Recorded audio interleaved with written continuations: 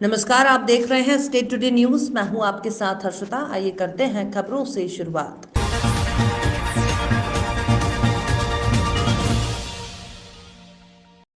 उज्जैन की एक संस्था ने कैंसर से महिलाओं को बचाने का बीड़ा उठाया है। प्रति माह में 2 बार शिविर लगाकर ऐसी महिलाओं को जागरूक किया जा रहा है जो कैंसर से अनजान है।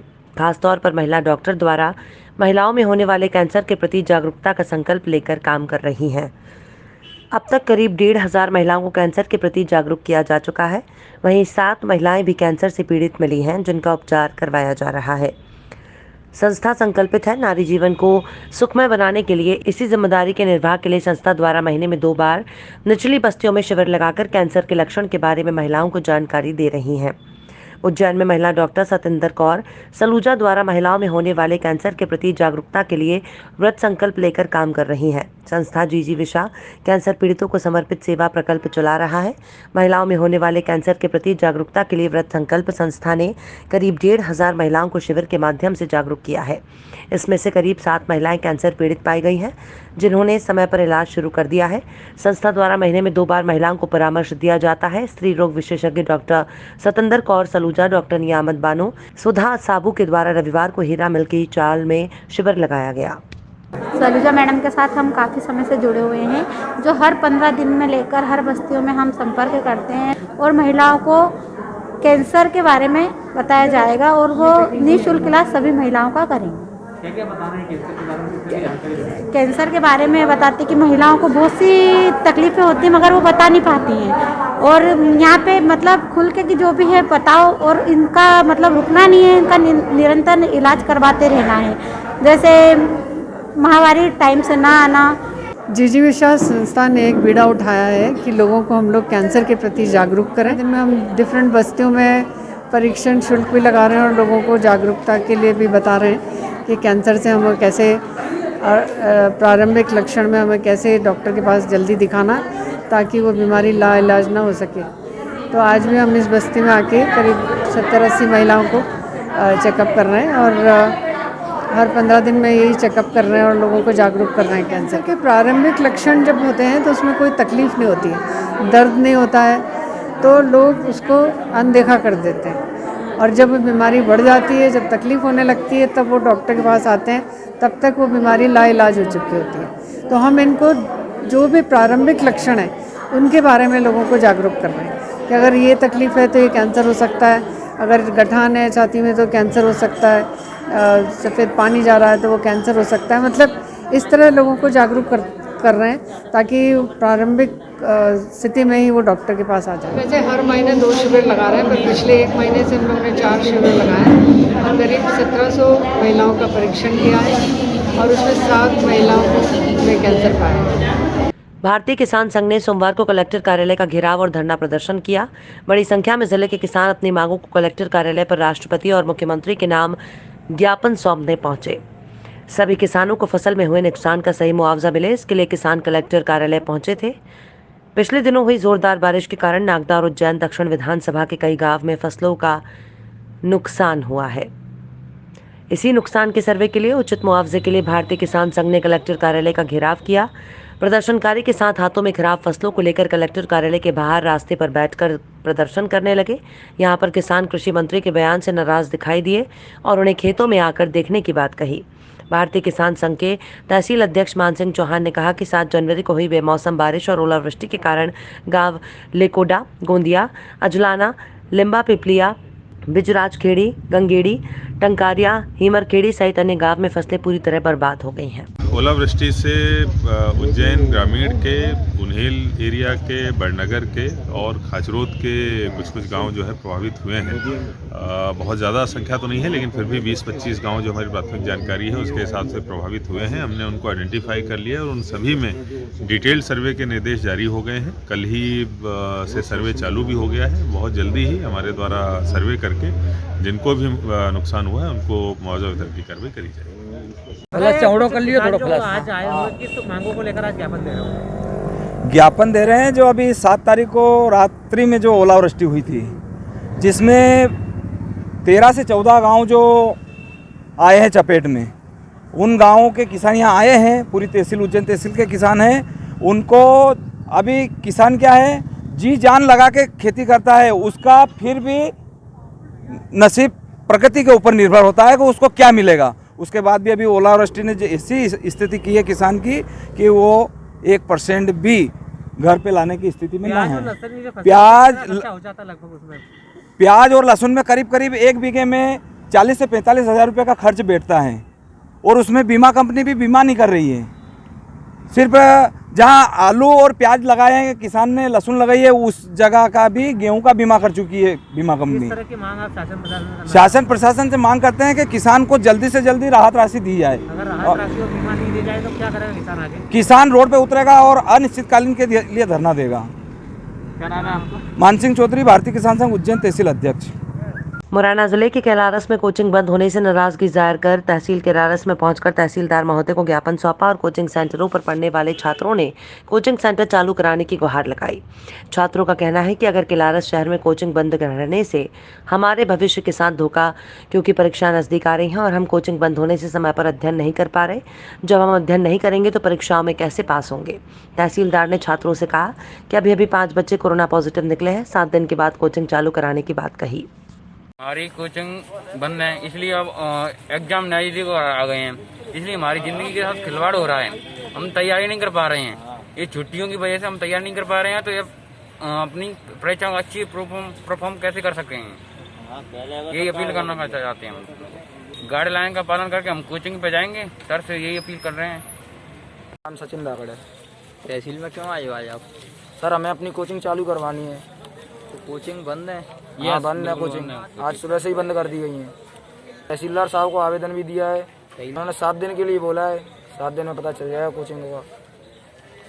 जबलपुर सेन समाज सलून वेलफेयर ने जहां एक और जिला पुलिस अधीक्षक कार्यालय पहुंचकर पुलिस अधीक्षक को ज्ञापन सौंपा, वहीं मालवीय चौक पर पुतला दहन करते हुए जावेद हबीब का पुतला दहन किया। ज्ञापन के माध्यम से वेलफेयर के सदस्यों ने इस प्रकार के कृत्य पर कड़ी कार्रवाई करने की बात पुलिस अधीक्षक से कही। वहीं मालवीय चौक पर जिले के समस्त पदाधिकारी और कार्यकर्ताओं की उपस्थिति में जोरदार नारेबाजी करते हुए पुतला दहन किया। मौके पर लालगंज की पुलिस भी मौजूद रही। कार्यक्रम में सोशल डिस्टेंसिंग और मास्क का उपयोग करते हुए ये कार्यक्रम किया गया। सेन समाज के पदाधिकारियों ने बताया कि जावेद हबीब के इस कृत्य से समस्त सेन समाज का कार्य बदनाम होता है और जावेद हबीब के समस्त फ्रेंचाइजीज को निरस्त करने की मांग करते हुए जोरदार नारेबाजी की गई। कार्यकर्ताओं ने पुतले को आग के हवाले करते हुए जूतों से मारपीट भी की और इस प्रकार के कृत्य पर जावेद हबीब के द्वारा माफी मांगते हुए कड़ी से कड़ी कार्रवाई करने की बात कही। आप लोगों ने आज दहन किया है, पुतला दहन किया है, क्यों किया है? पुतला दहन का आज हम लोगों का कारण था कि जबलपुर सैन समाज वेलफेयर एसोसिएशन के तत्वाधान में हम लोगों ने आज जावेद हबीब का पुतला दहन किया रहा। और कारण ये था कि वो अपने सेमिनारों में और अपने कस्टमरों को हेयर कट करते समय एक बहुत बड़े स्टाइलिस्ट है जावेद हबीब, हेयर कट करते हुए उनके सिर के ऊपर थूकते रहे जानबूझ के, और ये कहते रहे कि थूक में बहुत जान है, कि मैं जो करूँगा बहुत अच्छा करता हूँ। उसके विरोध में हम लोगों ने किया। कारण ये है कि करते हुए हैं पूरा सैन समाज जो अपने कामों के लिए जाना जाता है, हेयर कट करना, सुंदर बनाना और सुंदरता से संबंधित सारे काम सैन समाज के द्वारा किए जाते हैं। तो वो जो करते हैं उसके कारण हम लोगों का पूरी समाज, हम लोगों का पूरा प्रोफेशन ये बदनाम हो रहा। उसके विरोध में हम लोगों ने आज पुतला दहन किया रहा। आप लोगों की क्या मांगे हैं? हम लोगों की मांग है इस प्रकार की है कि इस प्रकार की कृत्य भविष्य में कभी कोई ना करे, क्योंकि ये काम विशेष समाज से जुड़ा हुआ है। करता कोई है, पूरी समाज बदनाम होती है। इसी के आड़ में आजकल जबलपुर शहर में और संपूर्ण मध्य प्रदेश और हिंदुस्तान में स्पा सेंटर भी खोल गए हैं और उसके साथ उन्होंने सैलून शब्द जोड़ दिया है। परंतु सैलून से संबंधित काम कम और जिस्म फरोशी और गोरख धंधे ज़्यादा होते हैं। उसके कारण भी सैन समाज बहुत ज़्यादा अपने आप को, सैन समाज की बहुत ज़्यादा निंदा होती है कि आम लोगों को लगता है कि सैन समाज के लोगों द्वारा संचालित हो रहा है, जबकि ऐसा है नहीं। आपका नाम? मेरा नाम किशोर नागर, मध्य प्रदेश सैन समाज जबलपुर। आप सभी को ज्ञात होगा कि जो हेयर स्टाइलिस्ट जावेद हबीब हैं, जो एक महिला के बालों पर थूक लगाकर ये कहते हैं कि इस थूक में जान है। यदि इन थूकों में जान है तो फिर पानी का उपयोग सैलूनों में क्यों किया जाता है? एक विश्वास के तौर पर सभी सैलून संचालन कर रहे हैं और सभी लोग विश्वास के साथ सैलूनों में आते हैं। यदि इस तरीके के कृतज्ञ बाकी सभी लोग यदि देखेंगे तो उन पर क्या प्रभाव पड़ेगा और सैलून संचालकों के ऊपर क्या प्रभाव पड़ेगा। इसलिए हम लोग सब प्रशासन से मांग करते हैं कि इन पर कड़ी से कड़ी कार्रवाई करके इनकी जितनी भी फ्रेंचाइजियाँ हैं वो सब बंद किया जाए। और इसके अलावा एक चीज़ और, एक लाइन और भी डाली है हम लोगों ने ज्ञापन के तौर पर कि जितने भी ज़िले में इस पर जो संचालित किए जा रहे हैं, जिन पर सैलून का टैग लगा दिया गया है, सैलून की आड़ में ये गोरख धंधे कर रहे हैं, उस पर पुलिस प्रशासन जो है वो जल्द से जल्द इन पर कड़ी से कड़ी कार्रवाई करके इनको पर्दाफाश करे। नहीं तो हम लोग भविष्य में बहुत उग्र आंदोलन करेंगे। विकास सैन समाज सैलून वेलफेयर जिलाध्यक्ष। सैन समाज सैलून वेलफेयर एसोसिएशन जबलपुर के जितने भी पदाधिकारी, हमारे अध्यक्ष महोदय, उपाध्यक्ष महोदय एवं सैन समाज सैलून वेलफेयर एसोसिएशन जबलपुर के जितने भी पदाधिकारी हैं, आज हम लोगों ने मुख्यमंत्री के नाम, कलेक्टर महोदय के नाम एवं एसपी महोदय के नाम ज्ञापन दिया है, जो कि अपने आप को बहुत मशहूर हेयर स्टाइलिस्ट कहते हैं जावेद हबीब, जिन्होंने ये कृत्य किया है महिलाओं के बालों के ऊपर थूकने का। और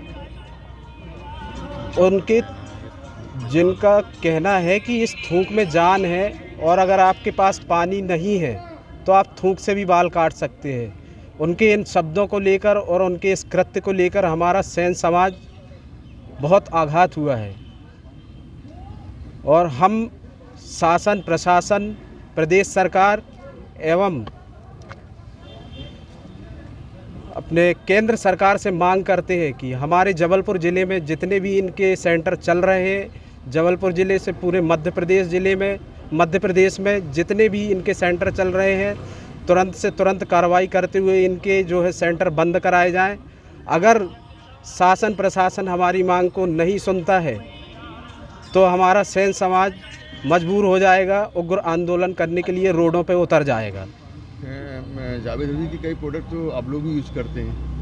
नहीं, उनके हम कोई प्रोडक्ट यूज़ नहीं करते। आप उनके कोई ऐसा कोई प्रोडक्ट नहीं है जो कि उनके नाम से चलता हो। वो सिर्फ एक मशहूर हेयर स्टाइलिस्ट है, मशहूर हेयर स्टाइलिस्ट है। आपका इसका ये मतलब नहीं है कि आप कुछ भी करते फिरें और आप जो है सैन समाज के जितने भी सैलून पार्लर में आज व्यक्ति आता है तो कितने विश्वास के साथ आता है, कितने भरोसे के साथ आता है।